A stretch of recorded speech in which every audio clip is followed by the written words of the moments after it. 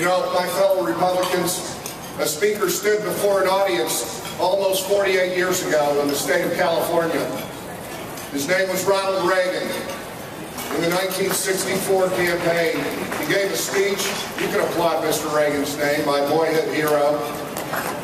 He gave a speech that's gone down as a classic in the history of the conservative movement. It was referenced at this podium last night by Senator Blunt, called "A Time for Choosing." And in that speech, Citizen Reagan, before he ever ran for office, distilled his message to one sentence that has stayed with me and passed the test of time. Mr. Reagan challenged that audience with these bracing words, saying in 1964, "The issue in this election is whether we abandon the American Revolution and just confess that a tiny intellectual elite in a far distant capital can plan our lives better than we can plan them ourselves." That was the issue he laid before the American people 48 years ago, and that is the issue that confronts us today, just as he defined it then. Has it ever been more apparent than it has been since the 20th of January 2009, when the Obama-Pelosi-Reid crowd took power in Washington, that they're quite certain that their tiny intellectual elite in a far distant capital can plan our lives better than we can plan them ourselves? And has there ever been a more vivid demonstration of that arrogance on their part than the way they ran through Obamacare over our objections at every point in the game?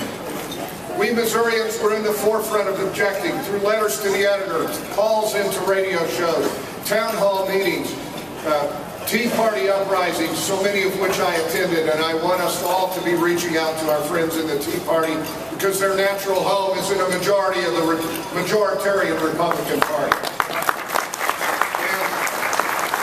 And we sent the message we wanted no part of this and we wanted to return to constitutional government, but they rammed it through on us anyway.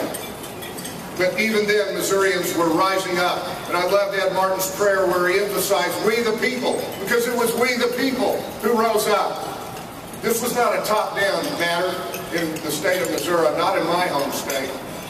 We were the first voters in the nation to go to the polls in the summer of 2010 and vote yes for the Health Care Freedom Act, 71%, all 114 counties, and we lit a prairie fire not only across this state but across this nation to take our health care freedom. And to say no to the arrogance of Obama, Pelosi, Reid, and McCaskill, and all the rest of them, that we want to know part of this Obamacare.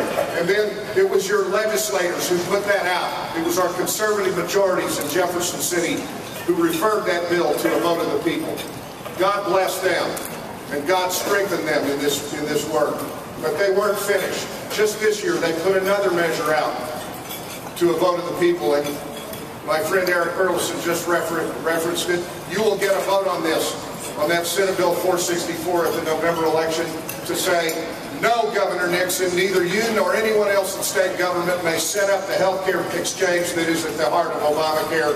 We Missourians are not going to stand for it." And I want you to know that when the governor decided to be a spectator and would not say anything and had no quarrel with any part of Obamacare, when the Attorney General had made clear he was going to be a spectator, I said, someone in statewide office has got to get into this fight on behalf of Missourians to direct our own health care choices. So I went to the federal courthouse and filed my constitutional challenge to overturn Obamacare in 2010.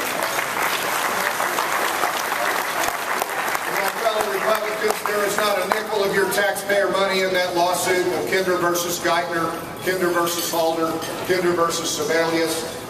That is entirely privately financed. I raised the money privately to pay the six-figure lawyer bills to stand up for the rights of Missourians. So Mr. Reagan had it right. Mr. Reagan had it right in 1964, and those words ring true today. The issue in this election is whether we abandon the American Revolution and just confess that a tiny intellectual elite can plan our lives better than we can plan them ourselves.